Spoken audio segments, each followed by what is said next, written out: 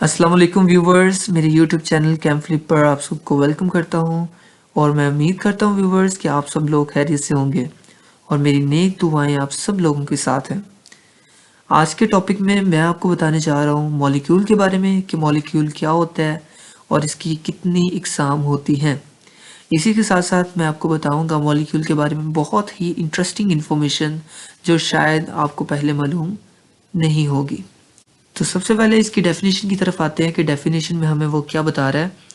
The smallest particle of a substance that has all of the physical and the chemical properties of that substance. कि हमारे पास viewers जो एक substance होता है उसका सबसे छोटा हिस्सा जिसमें उस सब्सटेंस की तमाम फिजिकल और केमिकल प्रॉपर्टीज मौजूद होती हैं उसको हम मॉलिक्यूल कहते हैं। इसी के साथ साथ हमारे पास मॉलिक्यूल्स की डिफरेंट टाइप्स होती हैं।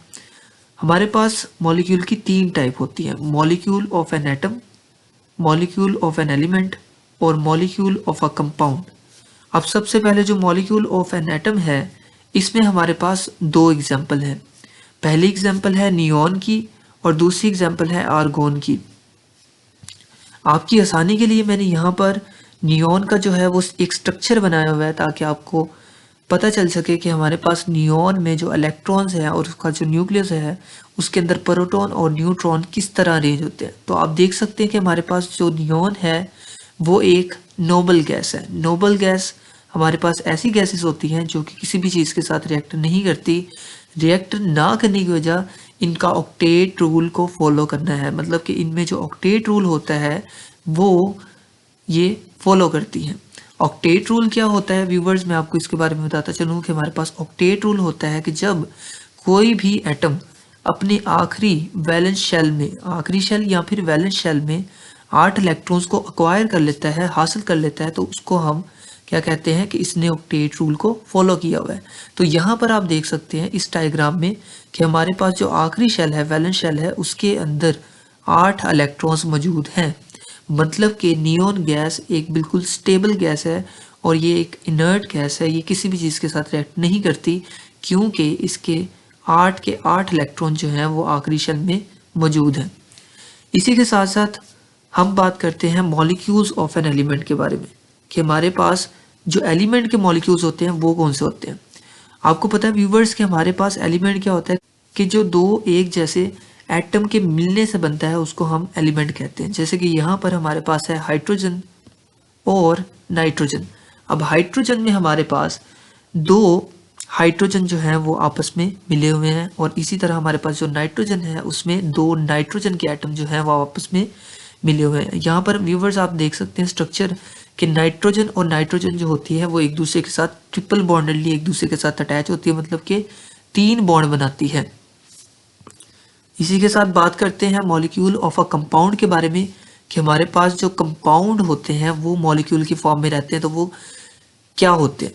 तो यहाँ पर सबसे पहला हमारे पास है कार्बन डाइऑक्साइड और सेकंड मैंने एग्जांपल दी हुई है वाटर की। वाटर का स्ट्रक्चर आप देख सकते हैं व्यूवर्स, मैंने यहाँ पे बनाया हुआ है। वाटर के स्ट्रक्चर में हमारे पास जो मिड है उसमें ऑक्सीजन होता है और साइड पे टर्मिनल्स पे हमारे पास 2 हाइड्रोजन होती हैं। तो ये था व्यूवर्स वाटर का स्ट्रक्चर। इससे हमें पता चलता है कि मॉलिक्यूल सिर्फ एक चीज़ नहीं है बल्कि ये एक एटम का मॉलिक्यूल भी हो सकता है, एक एलिमेंट का मॉलिक्यूल भी हो सकता है और इसी तरह एक कंपाउंड का भी मॉलिक्यूल हो सकता है। इसी के साथ साथ नेक्स्ट पॉइंट की तरफ बढ़ते हैं जिसमें मैं आपको बताऊंगा मोनोटॉमिक मॉलिक्यूल के बारे में।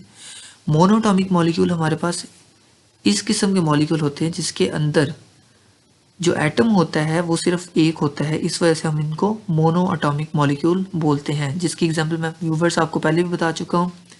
नियॉन और आर्गोन हमारे पास मोनो एटॉमिक मॉलिक्यूल्स की बेस्ट एग्जांपल है।